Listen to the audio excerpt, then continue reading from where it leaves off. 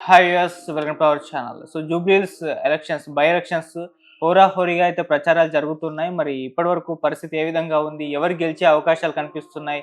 మరి సర్వేలు ఎవరి వైపు ఉన్నాయి? వీటికి సంబంధించి ఒకసారి డిస్కస్ చేయడానికి ప్రెజెంట్ మనతో పాటు ప్రొడ్యూసర్ నట్టికుమార్ గారు ఉన్నారు. వారిని అడిగి తెలుసుకునే ప్రయత్నం చేద్దాం. సార్ నమస్కారం సార్. నమస్కారం. సార్ బీఆర్ఎస్‌కి మరి కాంగ్రెస్‌కి మధ్య హోరాహోరీ పోటీ అంటున్నారు. మరి ఇప్పటివరకు ఉన్న పరిస్థితులు చూసుకుంటే ఎవరి వైపు గెలుపు మొగ్గు చూపే అవకాశం కనిపిస్తుంది సార్?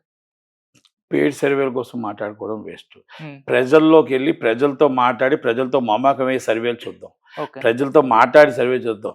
ఇది మా పుట్టిన పేరు, మా చిన్నప్పటి నుంచి ఏరియా ఇది.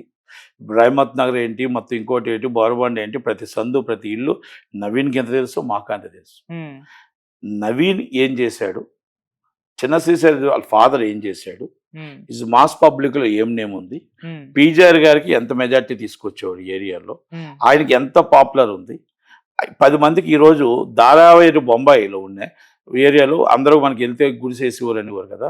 ఆంధ్రా నుంచి ప్రతి ఒక్కరు వస్తే, మద్రాసు నుంచి ఈరోజు ఇండస్ట్రీ వస్తే, ప్రతి ఇండస్ట్రీకి బియ్యం, పప్పు, ఉప్పు వాళ్ళకి భోజనాలు పెట్టి ఆ ఎలక్షన్ ఆ స్ట్రైకుల్లో ఎన్నో కష్టపడి ఆయన నిలబడి ఉండి నిలబడ్డాడు. హ్మ్. అలాంటి వ్యక్తి చిన్న శ్రీశ్రీ యాదవ్. ఆయన కొడుకే నవీన్ యాదవ్. ఈజ్ మంచి ఎడ్యుకేటెడ్, చదువుకున్నాడు. హ్మ్. చదువుకొని రాజకీయాల్లో రావాలి అని వచ్చాడు. వాళ్ళ ఫాదర్ ఎమ్మెల్యే అవ్వాలి ఇప్పుడు. వాళ్ళ ఫాదర్ ఎమ్మెల్యే అవ్వడానికి కొంతమంది కుట్రదారులు ఉన్నారు, కొంతమంది అన్నీ ఉన్నాయి. తర్వాత టీఆర్ఎస్లోకి కేసీఆర్ గారి మీద అభిమానంతో వచ్చారు. ఎందుకంటే కేసీఆర్ గారు, నేను అండ్ చిన్నశేష యాదవ్ గారు, రామకృష్ణ గౌడ్ గారు నలుగురు రోజుకి కూర్చున్న రవాణా శాఖ మంత్రిగా ఉన్నప్పుడు హ్మ్. ఆ ఉన్న అభిమానంతో ఆయన ఆ పార్టీ పెట్టాడు. అందుకే ఆయనతో పాటు 2 కార్పొరేటర్లు ఇచ్చారు. బీఆర్ఎస్ రాదు అన్నా కూడా లేదు, ఆయన మీద అభిమానంతో ఆయన నించోమన్నాడు కాబట్టి నించుందాం అనుకున్నారు. ఓకే. ఇది రెస్పెక్ట్ ఎప్పుడు పెద్ద ఆయన మీద రెస్పెక్ట్ ఉంటుంది అందరికి, ఎవరికి కేసీఆర్ గారి మీద, పార్టీకి అతీతంగా. హ్మ్. కానీ కేటీఆర్ గారు ఏదో చెప్తున్నారు, రౌడీ రౌడీ రౌడీ. మరి ఏ రౌడీతో మాతో పాటు కూర్చుంటాడు ఆయన? ఒక్కసారి మీ నాన్నగారిని అడగండి. మరి ఏ రౌడీకి కార్పొరేటర్ సీటును వాళ్ళ మిసెస్కి కార్పొరేటర్ సీట్లు ఇచ్చారు? మరి ఏ రౌడీకి ఈరోజు దాకా మరి మొత్తం టోటల్గా మీ మాతో పాటు అన్ని అన్ని అండదండలతో ఉండేవారు అంటే ఇది మీకు తెలియదు కేటీఆర్ గారు. మీరు మీ నాన్నగారిని అడగండి, ఇది చెప్పింది నిజమా కాదా? ఓకే, 2011 దాకా ఆయనతో నేను కలిసే ఉన్నాం మేమంతా. కానీ చెప్తున్నాం ఏంటంటే ఎప్పుడు కూడా ఆయనంటే మాకు రెస్పెక్టే, ఆయనంటే మాకు ఎప్పుడు అభిమానమే. ఎవరు? కేసీఆర్ గారు. తెలిసి తెలియని మాటలతో మాట్లాడకూడదు. రౌడీ రౌడీ రౌడీ ఏం రౌడీ? ఎవరు చేశారు? ఏ రౌడీ మర్డర్ చేశాడు? ఏం చేశాడు? మీరు నవీన్ యాదవ్ మీద అంటే, Naveen Yadav is educated people. మీరు అవన్నీ చూసుకోవాలా. ఓకే, ఇవన్నీ పక్కన పెడితే మీరు పెట్టుకున్న క్యాండిడేట్ ఉన్నాడు కదా, నాకు 35 సంవత్సరాల నుంచి బెస్ట్ ఫ్రెండ్. Is 35 years. ఆయన తెలుగు యువత ఉన్నప్పటి నుంచి నాకు క్లోజ్ ఫ్రెండ్. రెండోది, ఆయన ఈరోజు నేను జాయింట్ సెక్రటరీ అయినా, ఛాంబర్లో సెక్రటరీ అయినా, ఛాంబర్లో నేను ఏ పోస్ట్లో ఉన్నా, ఫస్ట్ సైనింగ్ నాకు ప్రోత్సహించి సైన్ చేసి ఎలక్షన్లో నించోబెట్టింది ఆయన. ఈరోజు కౌన్సిల్లో, ఛాంబర్లో. ఆ రెస్పెక్ట్, ఆ అభిమానం ఆయనతో మాకు ఉంటుంది. ఆయన లేడు ఈరోజు. కానీ ఆయన ఎవరో మీకు తెలుసా? కేటీఆర్ గారిని అడుగుతున్నా. మీ నాన్నగారు తెలుసు, మీ నాన్నగారిని అడగండి ఆయన ఎవరో. ఈజ్ అ కింగ్ అండ్ హైదరాబాద్కి కింగ్. ఈ సిటీలో ఉన్న రౌడీలందరికీ కింగ్. ఈజ్ అ డాన్ అంటారు కదా, ఇది డాన్ అంటారు. ఆ డాన్ ఆయన.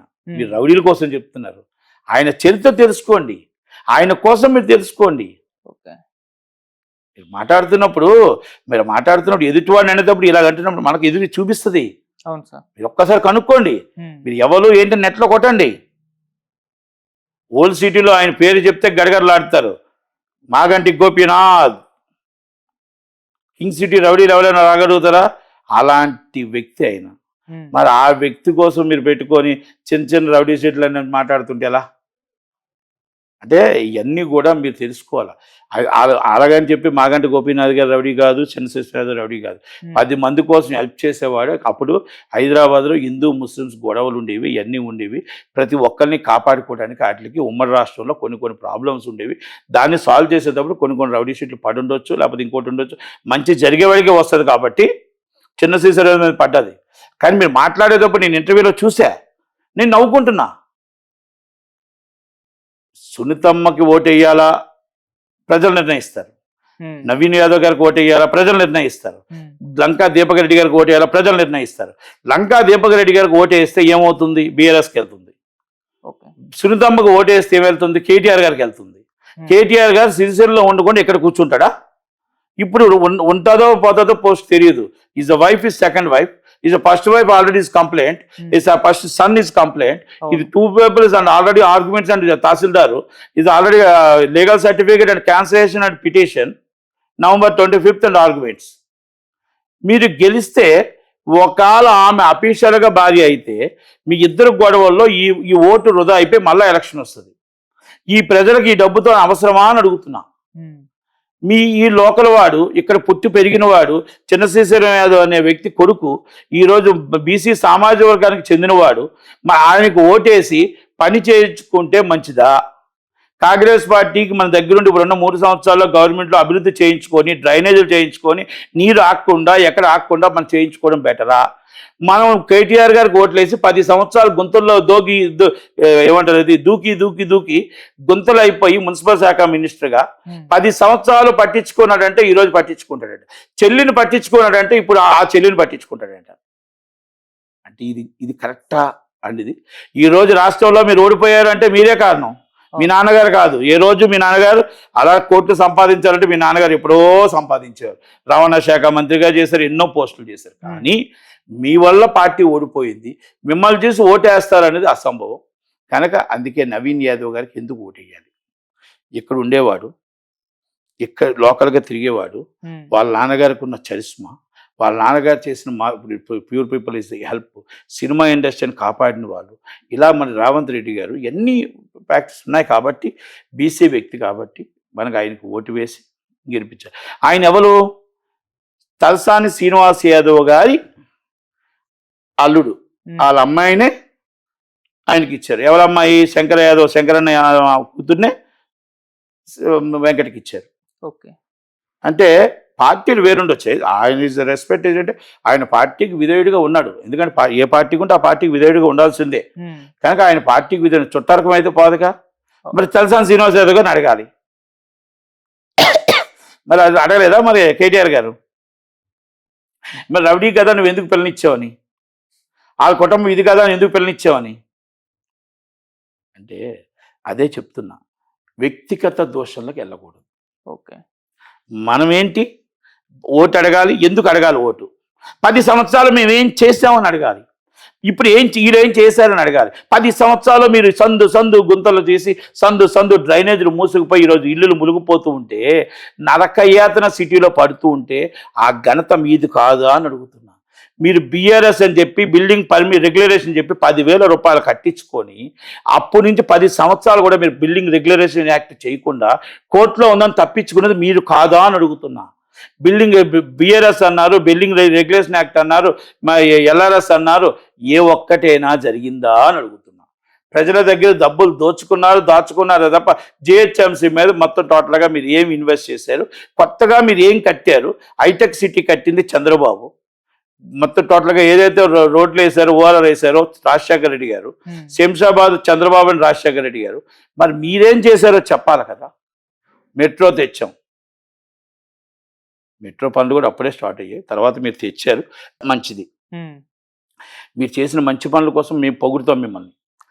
మీరు అదే రోడ్లు మీరు కరెక్ట్గా చేసుంటే, అదే డ్రైనేజీలు ఈరోజు కరెక్ట్గా మీరు అండర్ గ్రౌండ్ డ్రైనేజ్ కరెక్ట్గా మీరు క్లీన్ చేయించుంటే, ఈరోజు ఈ వర్షాలు ఇల్లులు మునిగిపోనా?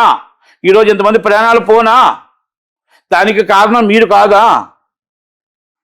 మరి వాటికి సమాధానం చెప్పకుండా సునీతక్కకు ఓటేయండి. ఎస్, సునీతక్క I'm respect and Maganti Gopinath garu Mrs vote వేస్తే వాళ్ళకి ఏమవుతుందో తెలియదు. తుమ్మితే మళ్ళీ ఊడిపోయే పోస్ట్కి మనం వాళ్ళకే వేయాలా? లేదంటే మనం నవీన్ యాదవ్కి ఇక్కడ లోకల్ వ్యక్తికి వేసి మనం గెలిపించుకోవాలా? ఇక్కడ గవర్నమెంట్ ఉంది కాబట్టి ఆ గవర్నమెంట్ని మనం సపోర్ట్ కోసం మన డెవలపింగ్ పర్పస్ మీద మనం నవీన్ యాదవ్కి వేయాలా అనే నిర్ణయం ప్రజలు చేసుకుంటారు. కానీ మీరు మాట్లాడేటప్పుడు వ్యక్తిగత దోషాలకు వెళ్ళకూడదని కేటీఆర్ గారికి ఎందుకు నేను ఆ మాట చెప్పాల్సిందే. మీ నాన్నగారికి తెలిసిన నట్టుకుమార్ ఏంటో, మీ నాన్నగారికి తెలుసు చిన్నశేషరావు ఏంటో, మీ నాన్నగారికి తెలుసు అందరూ ఎవరెవరు ఏంటో. మీరు ఎక్కడున్నారో తెలియదు మాకు. కానీ ఆయన టీడీపీ నుంచి 35 years నుంచి మేము అందరం కలిసే ఉన్నాం. అలాగే మాకు ఈ అవతరకాశ వ్యక్తి కూడా, చనిపోయిన వ్యక్తి కూడా నాకు క్లోజ్ ఫ్రెండే. ఇప్పుడు వీళ్ళంతా పిల్లలు మా ముందు పెట్టుకున్నారు, చిన్న ఎదురుగుంటే ఇల్లులే. అంటే ఎందుకు ఈ మాట చెప్తున్నానంటే, మీ నాన్నగారికి తెలుసు ఆ రోజు తెలియదా రౌడీ షీట్ అని? ఆ రోజు చెడ్డవాడని తెలియదా? తలసాని శ్రీనివాస్ యాదవ్ మీతో తిరుగుతున్నాడు కదా, మరి వాళ్ళ పిల్లని ఎందుకు ఇచ్చాడు? శంకరన్న బిడ్డను తీసుకొచ్చి శ్రీశైలం అన్న నాకు వెంకట చదువుకున్నాడు, ఎడ్యుకేటెడ్, ఈ సూపర్ ఆర్టెడ్, నా కూతుర్ని పెళ్లి ఇస్తున్నాను పిల్లని చెప్పి ఇచ్చింది తలసాని శ్రీనివాస్ యాదవ్ లేడా? మేము లేమా పెళ్లికి? అంటే ఇస్ గుడ్ సర్టిఫికేట్ ఇచ్చే కదా సీనాను పిల్లని ఇచ్చాడు. ఇస్ గుడ్ సర్టిఫికేట్ ఇచ్చే కదా మాతో పాటు ఉన్నాడు చంద్రశేఖర్ గారు. గుడ్ సర్టిఫికేట్ ఇచ్చే కదా మీకు కార్పొరేటర్ సీట్లు ఇచ్చారు. అవును. మరి ఈ రోజు మీరు మాట్లాడిన మాట జనాలు నమ్ముతారా? మరి కేసీఆర్ గారి మాట నమ్ముతారా? తలసాని శ్రీనివాస్ యాదవ్ గారి మాట నమ్ముతారా? నిర్ణయం చాయిస్ ఆఫ్ మీరు ఒక్కసారి సీనాను మాట్లాడమానండి, కేసీఆర్ గారిని చెప్పండి ఇది నిజమా కాదా. లేదు ఫొటోస్ కావాలంటే అవి కూడా మీకు కావాలంటే బయటకు పంపిస్తా. Thank you very much. Thank you thank you so much. Thank you.